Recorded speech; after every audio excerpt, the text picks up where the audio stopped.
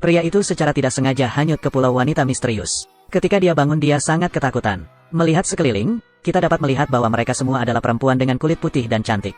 Ini adalah pertama kalinya mereka melihat pria sejati. Ratu cantik sangat tertarik pada pria ini. Sangat mendesaknya untuk tinggal di pulau itu. Jika dia mau, semua gadis ini akan menikah dengannya. Pria itu begitu gembira hingga dia pingsan dan jatuh ke tanah. Ratu langsung bersukacita saat melihat dadanya yang berotot, segera memerintahkan gadis-gadis itu untuk mengembalikan pria ini ke sukunya. Sejak saat itu David menjalani kehidupan yang manis dan bahagia di Pulau Putri. Ratu membawakannya secangkir anggur obat rahasia setiap hari. Oleskan saja pada tubuh dan itu akan memberikan efek yang kuat. Awalnya David menikmati kehidupan ajaib ini. Setelah beberapa bulan, kulit Ratu menjadi semakin cantik. Rasanya seperti kembali ke tahun ke-18. Para suster bersenang-senang di malam hari. Sekelompok 3 atau 5 orang bergegas masuk ke rumah besar. Tanpa diduga, David tidak bisa berbuat apa-apa saat ini. Jadi dia berpikir untuk melarikan diri. Sebuah kapal bajak laut kebetulan lewat di dekat Pulau Maiden. Setelah ragu-ragu, David menaiki kapal bajak laut dan melarikan diri ke dalam malam. Tanpa diduga, di tengah perjalanan, kami menghadapi badai yang dahsyat. Kapal mereka akhirnya kandas di pulau lain. Bajak laut itu tidak punya pilihan selain berburu di pegunungan untuk mengisi perutnya, menemukan jejak kaki raksasa di tanah. Semua orang merasa sangat takut untuk beberapa saat. David mengatakan tidak ada hewan di dunia ini yang bisa dibandingkan dengan wanita. Bahkan dia tidak menganggapnya serius. Ketika semua orang mendengarnya, mereka langsung melupakan binatang itu. Menikmati buah-buahan hutan di pulau dengan gembira. Pada saat itu, saya tiba-tiba menemukan sebuah gua di depan. Para perompak bergegas masuk untuk memeriksa. Hasilnya adalah terlihat serasa kambing yang gemuk dan sehat di dalamnya. Para perompak yang tidak makan daging selama berhari-hari langsung bersemangat. Di dalam gua tidak hanya terdapat kambing tetapi juga susu kambing segar. Ada juga keju asam manis. David dengan penuh perhatian menemukan kapak raksasa seberat 300 kg diletakkan di atas batu. Meskipun dia begitu kuat, dia bahkan tidak bisa mengangkatnya. Saat ini para perompak tidak menyadari bahayanya. Semua orang dengan senang hati menyembelih domba untuk merayakan hari ini. Daging domba panggang utuh yang harum akan segera siap. Mereka melahapnya sampai mulut mereka penuh minyak. Setelah semua orang makan cukup, mulailah memindahkan peralatan. Segala sesuatu yang dapat dimakan terbawa oleh mereka. Pada saat itu, bayangan hitam raksasa tiba-tiba muncul. Melihat raksasa setinggi 8 meter muncul di hadapannya sambil membawa babi hutan. Sejenak para perompak ketakutan. Raksasa itu segera menjadi kuat setelah menemukan domba gemuk itu sedang dipanggang. Gunakan tangan kosong untuk mengangkat batu seberat 2 ton yang menghalangi pintu masuk gua. Kamu makan domba gemukku dan aku akan memakanmu. Sekarang bajak laut telah menjadi makanan lezatnya. David berada dalam bahaya saat mencoba bernegosiasi dengan raksasa itu. Berharap aku bisa tetap menjadi budaknya sebagai ganti nyawaku. Namun raksasa itu berkata bahwa dia tidak membutuhkan budak. Panggang saja menjadi makanan lezat. Para perompak yang ketakutan segera melarikan diri, berlari perlahan dan ditelan hidup-hidup oleh raksasa. Seorang pria dengan berat 100 pon tidak cukup untuk memuat 2 set gigi. David merasa dia tidak bisa lepas dari nasib dimakan. Jadi dia mengambil risiko dan mengambil anggur dari tanah untuk menipu raksasa itu. Satu teguk saja akan membawa 10 kali lipat kebahagiaan. Raksasa itu ragu dan menyedot 5 pon anggur ke dalam mulutnya. Setelah meminumnya, saya merasa sangat nyaman. Jadi para perompak diminta menyediakan lebih banyak anggur. Sayang sekali mereka kehabisan anggur. David bilang dia bisa memasaknya. Kirimkan saja seseorang untuk mengumpulkan anggur untuk memulai produksi. Namun raksasa ini tidak bodoh sama sekali. Dia bilang dia akan keluar untuk memetik anggur. Bajak laut hanya bisa tinggal di dalam gua dan bekerja. Setelah memetik buah anggur, mereka mulai membuat anggur. 10 kaki bau dengan panik menginjak-injaknya. Raksasa itu sepertinya berbau asam. Air liur mengalir tak terkendali. Setelah setengah bulan, anggur akhirnya berhasil diseduh. Raksasa rakus itu mengambil baskom dan menuangkannya langsung ke mulutnya. Namun nafsu makannya terlalu besar untuk dicukupi. Perampok itu hanya bisa terus memberinya anggur yang enak. Dia meminum 100 pon anggur sekaligus. Setelah minum, saya merasa pusing dan tertidur di tempat tidur. Para perampok segera membawa sepotong kayu sepanjang 3 meter dan menusuk matanya. Raksasa itu segera meraung kaget. Satu-satunya mata telah dibutakan oleh para bajak laut. Dia sudah siap untuk menghancurkan orang-orang ini hingga berkeping-keping. Para perompak segera ketakutan dan berlarian. Raksasa itu mengambil kapak lain yang beratnya 300 kg dan menghantamkannya ke tanah. Sayangnya terlalu gelap untuk melihat apapun. Akhirnya, dia tidak tahan dengan penyiksaan dan harus membuka lubang untuk ventilasi. Bajak laut itu mengambil kesempatan untuk melarikan diri dari gua bersama sekawanan domba gemuk. Raksasa yang dilanda kesedihan itu berbaring di tempat tidurnya sambil menangis dengan sedihnya.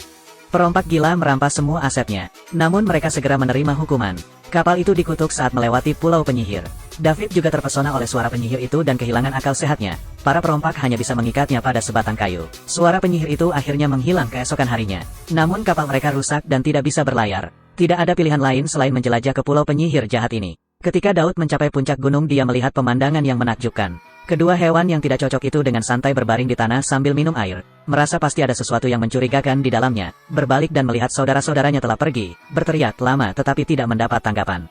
Pada saat itu seorang gadis cantik bercadar tiba-tiba muncul. David sangat tertarik dengan penampilannya. Gadis cantik itu memberitahunya bahwa dia adalah peri yang dibawa ke bumi.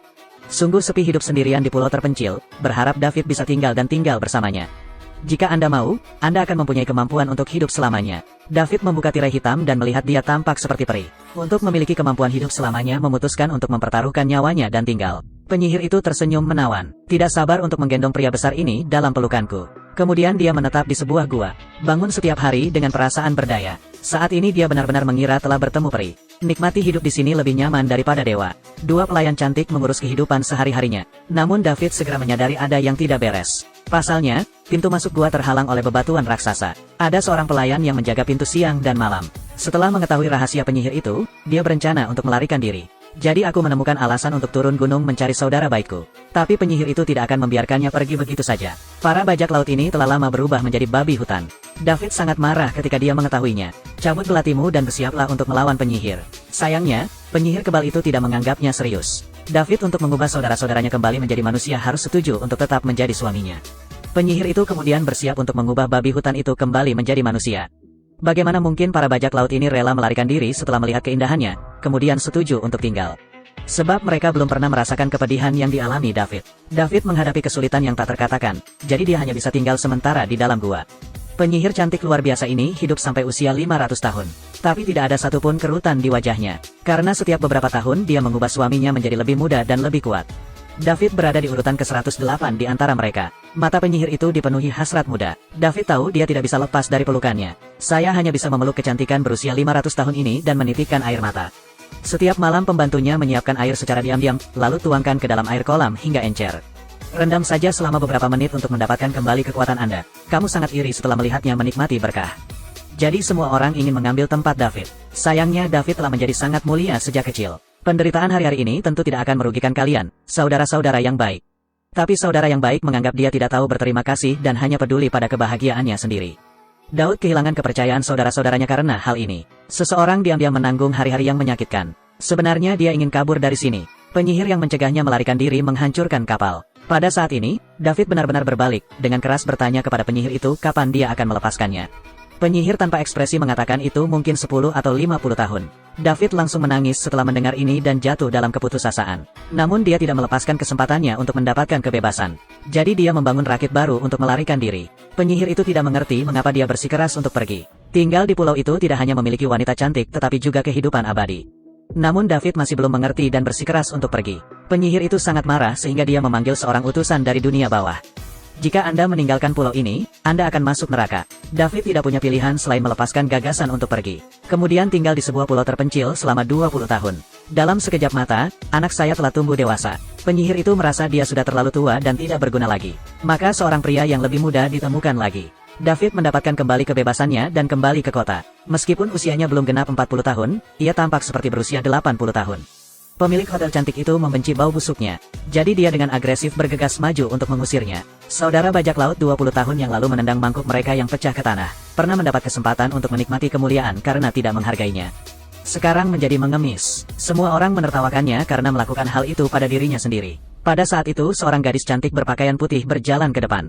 Ternyata dia adalah seorang utusan peri yang bertugas merekrut para dewa dunia fana. Dia membawa busur ajaib kuno yang tampak lusuh. Siapapun yang berhasil meluncurkannya akan memiliki kesempatan untuk menjadi abadi. Bajak laut itu siap bertindak setelah mendengar ini. Semua orang ingin menjadi orang yang mengaktifkan artefak ini. David sekarang menguasai busur ilahi. Semua orang menertawakannya karena melebih-lebihkan kemampuannya. Pengemis bau ingin menjadi dewa, tidak menyangka dia bisa menarik tali busur kembali ke posisi semula dengan mudah, berhasil menembakkan busur dan anak panah. Memegang busur ajaib di tangan David, dia mendapatkan kembali masa mudanya dalam sekejap. Ketika para perompak melihatnya, mereka menjadi iri. Mereka semua mencoba mencuri artefak di tangan.